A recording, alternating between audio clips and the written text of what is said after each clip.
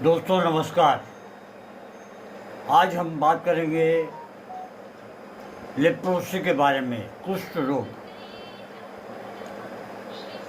दोस्तों, क्या आप जानते हैं कि इतिहास में एक ऐसा भी समय था जब ये कुष्ठ रोग हो जाता था जिससे लोग समाज से अलग कर दिए जाते थे। एक ऐसा रोग जिससे लोग साफ समझते थे। जी हाँ, मैं बात कर रहा हूँ कुष्ठ रोग यानी लेप्रोसी की। आज हम जानेंगे इसके कारण, लक्षण, रोग प्रक्रिया, पैथोफिजियोलॉजी और होम्योपैथिक दवाइयाँ।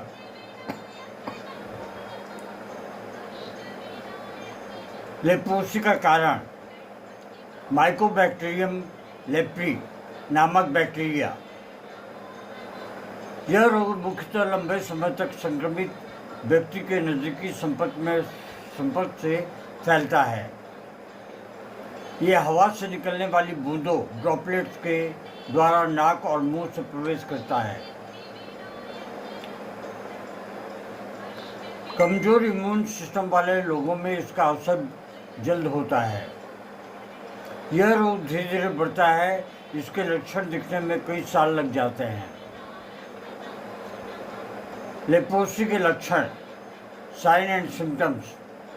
लेप्रोसी के लक्षण शुरुआती में बहुत मामूली हो सकते हैं, लेकिन समय पर इलाज न मिलने पर गंभीर हो जाते हैं। त्वचा पर हल्के या गहरे रंग का धब्बा, पैचेस, जिसमें सुन्नपन आ जाता है। स्पर्श, गर्मी या ठंड का एहसास न होना। त्वचा मोटी और रुखी होना। हाथ पांव की नसें प्रभावित होना। उनकी संवेदना खोना। कोई संवेदन नहीं होता। मांसपेशियों में बहुत ज़्यादा कमजोरी आ जाती है। हाथ पांव की नसें प्रभावित होती हैं और उनकी संवेदना खो जाती है, नहीं रहती। उंगलियों और पांव टेढ़े होना या विकृति आना, डिफॉर्मिटीज जिसे कहते हैं। पैथोफिजियोलॉजी क्या है, आइए हम जानते हैं। अब समझते कि शरीर में क्या होता है। बैक्टीरिया, स्वैन सेल्स और माइक्रोफेजेस में प्रवेश करते हैं। ये कोशिकाएं हमारी नसों और प्रतिरक्षा प्रणाली को कमजोर कर देती हैं। इसकी तंत्रिका तंत्र, पेरिफेरल नर्व्स, धीरे धीरे काम करना बंद कर देता है। परिणाम स्वरूप संवेदना खत्म हो जाती है और बार बार चोट या संक्रमण हो सकता है। यही कारण है कि हाथ पांव में विकृति और घाव बन जाते हैं। होम्योपैथी की भूमिका। इस रोग में केवल शारीरिक लक्षणों को नहीं देखते, बल्कि रोगी की मानसिक और भावनात्मक स्थिति को भी ध्यान रखा जाता है। कुछ प्रमुख होम्योपैथिक दवाइयाँ, जैसे कि हाइड्रोकोटाइल, त्वचा पर मोटे धब्बों, खुजली, मोटाई के लिए हाइड्रोकोटाइल औषधि बहुत ही कारगर सिद्ध होती है। सोराइनम, गंदी बदबूदार बार बार होने वाले संक्रमण और कमजोरी में सोराइनम औषधि का प्रयोग किया जाता है, जिसे हाई पोटेंसी में बड़ी शक्ति में दी जा सकती है। सल्फर, खुजली, लाल चकत्ते और त्वचा रोग के पुराने इतिहास में सल्फर औषधि को दिया जा सकता है।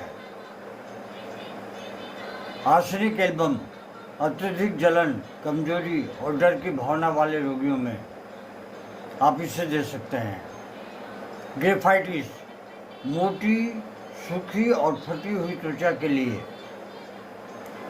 ऐसे रोगी जिनकी त्वचा मोटी है, सूखी है और फटी हुई है, ऐसे रोगियों में ग्रेफाइटिस औषधि बहुत ही अच्छा कार्य करती है। इससे 200 की पोटेंसी में दिन में सिर्फ 2 बार दी जानी चाहिए। ट्यूबरकुलिनियम या बेसिलिनियम को आप सीएम की पोटेंसी में 20 दिन के अंतराल में 1 बार दे सकते हैं। ये वंशानुगत टेंडेंसी यानी कि हेरिडिटी टेंडेंसी अगर है, इतिहास है, माँ को था, पिताजी को था, बच्चे को भी है, तो इसको हाई पोटेंसी में दी जानी चाहिए। साथ ही रोगी की मानसिक इमोशनल सपोर्ट, पोषण और स्वच्छता भी उतनी ही जरूरी होती है।